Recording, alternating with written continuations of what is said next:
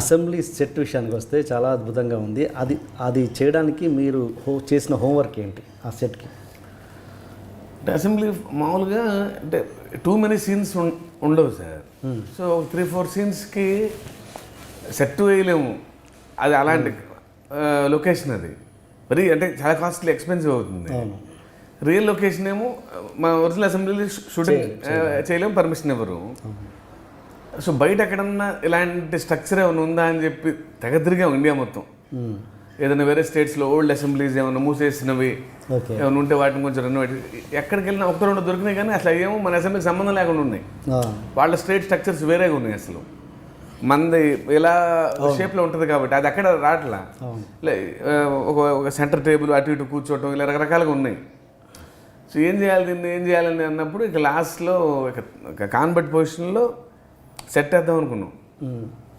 Set వేసి but కొంచెం budget చూద్దాం అది ఎంతవరకు, ఎందుకంటే లిమిటెడ్ సీన్స్ జనరల్గా అంత పెద్ద సెట్ వేసినప్పుడు 30 రోజులు షూటింగో 35 రోజులు షూటింగో ఉండాలి. ఇందులో 5-6 రోజులు షూటింగే ఉంది. 5-6 రోజులకి అంత పెద్ద సెట్ వేసి తీయటువంటి క్రైము. సో ఏంటి అని చెప్పి తక్కువ వేద్దాం అని దిగితే ఇది వెళ్తానే ఉంది. అది ఆ ఫినిషింగ్ ఏమో అంత అథెంటిక్గా రావాలి. దానయ్య గారు ఏమన్నారంటే, లేదండి నాకు చాలా పెద్ద సినిమా ఇది ఎట్టి పరిస్థితులు కాంప్రమైజ్ అవ్వద్దు, మీరే ఆలోచిస్తున్నారు ఎట్టని సరే, మీరేమో తప్పు చేయరు, ఇంకా ఇది మాత్రం కాంప్రమైజ్ అవ్వకుండా వేయాల్సిందే, సినిమాలో అంత గ్రాండ్ కనపడుతుంది సార్, ఇది 3-4 సీన్లు అయినా కానీ పొలిటికల్ ఫిల్మ్ అన్నప్పుడు అసెంబ్లీ ఇంపార్టెంట్, ఆ లొకేషన్లో కాంప్రమైజ్ అవుతాము అని చెప్పి నేను సెట్కి వెళ్ళిపోదాం అన్నారు. ఎక్కడ కాంప్రమైజ్ అవ్వకుండా ఆ ప్రొడక్షన్ డిజైనర్ అయితేనండి, అంటే చిన్న ఫైన్ ఇప్పుడు అంటే ఒక 10 రోజులు అనుకోండి సార్, 10th రో కనపడదు, కరెక్ట్ 10th రో టేబుల్స్ కింద కూడా ఫినిషింగ్ చేశాడు. అంత అంటే ఎక్కడో నచ్చేసింది పాపం. ఫ్రేమ్ ఎటు పెడతారో తెలియదు, వాళ్ళు వీళ్ళు నడుచుకుంటే కెమెరా యాంగిల్ ఎక్కడ ఉంటుందో తెలియదు ఎందుకు అని చెప్పి దానిగారు కూడా అసలు ఎక్కడ అంటే 5-6 రోజులు షూటింగు, ఇంకా దాని మీద మోజు తీరేలోపే సెట్ రిమూవ్ చేయాల్సిన పరిస్థితి. అందరూ కూర్చొని ఫోటోలు ఆ రోజు ప్యాకప్ అయిన తర్వాత అక్కడే కూర్చొని నాన్నగారితో అక్కడే కూర్చొని తిరుగుతున్నాడు ఒక్కడే పాపం. రెవెంట్ తీసేయాలి దీన్ని. But very memorable experience. Touching. అంటే ఏంటి, ఎలాంటి హోంవర్క్ చేశారు దానికోసం మీరు కానీ ఆర్ట్ డైరెక్టర్ కానీ? సో లక్కీ అంటే ఒకసారి అంటే మన అసెంబ్లీ ఫొటోస్ అన్ని మన దగ్గర అంటే రోజు చూస్తాం కాబట్టి సెషన్స్ మనం, సో ఆర్ట్ డైరెక్టర్ కూడా అన్నీ చూపించాం అనమాట. సో ఇది మనది ఎక్కడో మన స్ట్రక్చర్స్ ఎలా ఉంటాయి, మన హైదరాబాద్ స్ట్రక్చర్స్ ఎలా ఉంటాయి, అండ్ లోపల మన షేప్ ఇది, మన కలర్ ఇది, మన స్పీకర్ పొడియం ఎలా ఉంటుంది, దాని మీద కానీ స్కెచెస్ కానీ ఒక 10-15 స్కెచ్లు వేసాడు. ఇంకేదో చిన్న కరెక్షను, తర్వాత మినియేచర్ చేయించాము, అందులో మళ్ళీ చిన్న కరెక్షన్స్, కలర్స్, ఒరిజినల్ మిస్ అవ్వకూడదు, అట్ ది సేమ్ టైం ఒక చిన్న గ్రాండియర్ ఉండాలని నాకు. సో అందుకని చిన్న షాండ్లియర్స్ అన్నీ ఎలా ఉండాలి అందులో, బట్ అలానే మరి సెట్లా కనిపించకూడదు, ఆ గ్రాండ్ లుక్ మిస్ అవ్వకూడదు. ఎంత ఒరిజినల్గా ఉన్నా సరే ఒక చిన్నది ఏదో యాడ్ చేయాలి మనం గ్లామర్కి. బట్ అందరూ ఒకే పేజ్ మీద ఉన్నాం. ఏంటంటే గ్రాండియర్ పేరుతో ఎక్కడన్నా ఒరిజినాలిటీ మిస్ అయితే మాత్రం అది తీసేద్దాం, ఒరిజినల్ అసెంబ్లీలో షూట్ చేశారేమో అన్నట్టు ఉండాలని చెప్పి. సో దాని మీద పాప సురేష్ గారు వర్క్ చేసిన విధానం ట్రెమెండస్ అండి. అలాగే ఉందండి, ఒరిజినల్ లాగానే ఉంది, చిన్న కలర్తో సహా సార్. అసలు అంటే అన్బిలీవబుల్ వర్క్ అది, అంత డీటెయిలింగ్. నేను ఫస్ట్ బేసిక్ స్ట్రక్చర్ అప్పుడు వెళ్ళా, తర్వాత ఒక వారం బయటకు వెళ్ళి వచ్చి ఒకసారి ఫ్లోర్లోకి వెళ్తే ఏదో కొత్త ప్రపంచం అసెంబ్లీలోకి వచ్చాను ఏంటి అనే ఫీలింగ్ వచ్చింది. ఎక్స్ట్రాడినరీ. ఇంకా ఎక్కడండి సెట్ వేసింది? ఎక్కడ? అన్నపూర్ణ పెద్ద ఫ్లోర్లో వేసాను. పెద్ద ఫ్లోర్. ఎంతో తెలుసుకోవచ్చా బడ్జెట్ దానికి? ఆల్మోస్ట్ 1.5, ఇంకొంచెం పిచ్ అయిందో. అండ్ దీంట్లో అసెంబ్లీలో మామూలుగా ఎవరైనా ఏ డైరెక్టర్ అయినా కూడా చిన్న క్యారెక్టర్స్ అందులో ఉండి చాలా మంది ఉంటారు కాబట్టి ఏ డైరెక్టర్ ఏం ఆలోచిస్తాడు, ఏ జూనియర్ ఆర్టిస్టులతోటో వేపిద్దామని అనుకుంటారు మామూలుగా. కానీ మీరు ప్రతి చిన్న సింగిల్ డైలాగ్ ఉన్న దానికి కూడా మంచి ఎస్టాబ్లిష్డ్ ఆర్టిస్టులను పెట్టారు. బెనర్జీ గారు కావచ్చు, దేవదాస్ కనకాల గారు కావచ్చు. అది అంటే స్క్రిప్ట్ దశలోనే అనుకున్నారా లేదా తర్వాత వచ్చిన ఆలోచన మీకు? అంటే నేను ఫస్ట్ నుంచి ఈ సినిమా వరకు ఏమనుకున్నానంటే అండి, అంటే పొలిటికల్ సినిమా తీస్తే చీప్గా చేయకుండా పొలిటికల్ అట్మాస్ఫియర్ క్రియేట్ చేద్దాం. నిజంగా రాజకీయం నాయకులు వీళ్ళంతా ఆ ప్రపంచంలోకి తీసుకెళ్ళకపోతే రెగ్యులర్ సినిమాలా చూస్తాం. సో ఫస్ట్ ఒక 10-15 మినిట్స్ 20 మినిట్స్లో ఆడియన్స్నే నిజంగానే ఒక పొలిటికల్ వరల్డ్ క్రియేట్ చేసాడు అనే ఫీలింగ్ ఇవ్వాలి. బీట్ లొకేషన్ కానీ, సంభాషణలు కానీ, వాళ్ళ బిహేవియర్స్ కానీ, యాక్టర్స్ కాస్టింగ్ కానీ, ఫస్ట్ 20 మినిట్స్లో I should set the stage అనుకున్నాను నేను. అందరూ నిజంగా రియల్ పొలిటికల్ అట్మాస్ఫియర్లా ఉందని. సో దానికి నాకు యాక్టర్స్ కూడా చాలా ఇంపార్టెంట్. సో నాకు ప్రకాష్ రాజ్ గారు కానివ్వండి, నాకు ఆ మినిస్టర్స్ అంతా నిజంగా రాజకీయ నాయకులు ఏమనిపించాలి. అందుకే దేవరాజ్ గారు ఆయన ఒక స్టేజ్ ఉన్న మనిషి. దేవరాజ్ గారు ఆయన అపోజిషన్ లీడర్గా,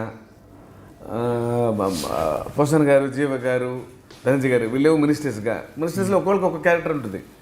ఒకళ్ళు కొంచెం ఎక్స్టెంపోర్లో మాడతారు, ఒకళ్ళు ఆవేశంలో మాడతారు, ఒకళ్ళు ఫన్నీగా మాడతారు. సో ఎక్కడ నాకు రియల్ పొలిటికల్ వరల్డ్ మిస్ అవ్వకుండా ఉండాలి. వాళ్ళందరికీ కొద్దిగా గొప్ప తెలిసి ఉండాలి ఆ బాడీ లాంగ్వేజ్లో, ద వే ద డెలివర్, అది చాలా ఇంపార్టెంట్ అనుకున్నా. సో దానికోసం చెప్పి ముందు స్క్రిప్ట్ స్టేజ్లోనే అందరినీ చెప్పడం జరిగింది. సో తక్కువ క్యారెక్టర్ అయినా సరే బట్ మీరు పొలిటీషియన్ లాగే ఉండాలని చెప్పి అందరూ రిక్వెస్ట్ చేయడం, బట్ అందరూ అంతే కోఆపరేట్ చేశారు. అంటే ఈ చిన్న చిన్న క్యారెక్టర్స్ అంటే వదిలేసేయండి, బెనర్జీ గారు ఇలాంటివి వదిలేసేయండి, కానీ స్టార్డమ్ ఉన్న ఆల్మోస్ట్ స్టార్డమ్ ఉన్న దేవరాజ్ గారు, శరత్ కుమార్ లాంటి వాళ్ళని నిజంగా పెద్ద క్యారెక్టర్సే కాదు వాళ్ళు. ఈవెన్ శరత్ కుమార్ గారు కూడా కాదు. ఎలా ఒప్పించారు వాళ్ళని? శరత్ కుమార్ గారు నేను చెప్పినప్పుడు, ఆయన కథ మొత్తం తెలిసినప్పుడు ఆయన వెంటనే అన్నారు, నాకు తెలిసిన క్యారెక్టర్ అని, బట్ ఎంత హుందాగా ఉందో పాత్ర, చిన్న ఏదో తెలియని డ్రామా ఉంది నా క్యారెక్టర్లో, but I would love to do your film first. నాకు నేను ఎంటర్ అవ్వాలి సినిమాలోకి అన్నది అనమాట. అది చాలా పెద్ద మాట అది. ఇక నేను ఏం అడగను, నాకు నచ్చేసింది, నువ్వేం చేసుకుంటావు నువ్వు చేసుకోమ్మా అన్నారు ఆయన. So that's how he got in. Devaraj garu కూడా అంతే. అంత ఉన్నప్పుడు నేను అన్ని ఫిల్మ్స్ చూశాను. We all should be a part of your film first. అది మాకు తెలుసు, అది 2 సీన్లు ఉన్నా 3 సీన్లు ఉన్నా ఎంత బాగా రాస్తావో తెలుసు, ప్రతి డైలాగ్ గుర్తుండిపోద్ది. అసలు ఎవరు నేను అప్రోచ్ అయిన వాళ్ళు అప్రోచ్ అందరూ వీఆర్ డూయింగ్ దిస్ అంతే అన్నారు. Very good. అండ్ స్పీకర్ క్యారెక్టర్కి వస్తే జయలలిత గారు అంటే ఎక్కడో అది పెట్టాలనటానికే గట్స్ కావాలి, ఎందుకంటే ఆమెకు ఒక వ్యాంప్ ఇమేజ్ ఉంది. స్పీకర్ క్యారెక్టర్ పెట్టడానికి మీకు అంటే ఏమాత్రం మీరు జంకలేరా? అంటే నాకు జయలలిత గారు చూడగా నాకు చాలా హుందా కనపడతారండి ఎందుకో. అమృతం అనే తర్వాత కొన్ని టీవీ సిరీస్ చూశాను, అంటే చాలా హుందా కనపడతారు నాకు ఆవిడ. ఓకే.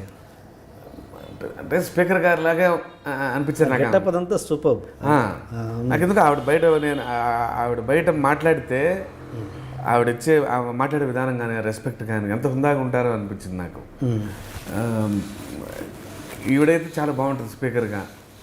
మా వైఫ్ కూడా టీవీలో కొన్ని సీరియల్స్ చూసినప్పుడు అసలు ఎంత హుందాగా ఉంటారో అంటారు. ఇప్పుడు బయట ఇమేజ్ గురించి మాట్లాడతారు, ఆడియన్స్ ఇమేజ్ పరంగా అసలు I don't care about that అండి. అది అంటే మోస్ట్ గ్లామరస్ లేడీ ఆ రోజుల్లో, rather than using other term, very glamorous lady.